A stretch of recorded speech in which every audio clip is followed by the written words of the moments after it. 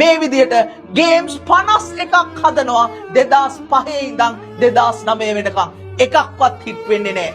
අන්තිමට ඒගොල්ලන්ගේ ඉන්වෙස්ටර් කියනවා 52 වෙනි ගේම් එක තමයි ඕගොල්ලන්ට දෙන අන්තිම chance එක. පුළුවන් නම් කම්පැනි එක බේරගන්න. එහෙම නැත්නම් අපි කම්පැනි එක වහලා දානවා කියලා. 51 වතාවක් පෙරදිලා කම්පැනි එක වැහෙනවා පෙනිපෙනි. මාර්තු මාසේ 2009 මේ කොල්ල තුන් දෙනා පුංචිම පුංචි ටීම් එකක් එක්ක පටන් ගන්නවා ඒගොල්ලන්ගේ අන්තිම ගේම් එක හදන්න. මාස 8ක් තිස්සේ මහන්සි වෙලා මේ ගේම් එක එළියට දානවා 2009 දෙසැම්බර් මාසේ.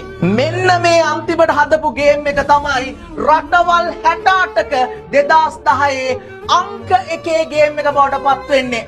අවුරුදු දෙකක් ඇතුළත මේ ගේම් එකේ ඩවුන්ලෝඩ්ස් 1 බිලියන් පයින්නවා 2012 මේ වෙද්දි. මේ ගේම් එකේ නම Angry Birds. පුතා ජීවිතේ හැමදාම දිනලා තියෙන්නේ කොච්චර පෙරදිලා රතු වෙනකන් අඬපු ඇස් තිබ්බත් කොච්චර වැඩ කරලා කළු වෙච්ච අත් තිබ්බත් අන්තිම තප්පරේ වෙනකන් ගේම අතහැරපු නැති මිනිස්සු.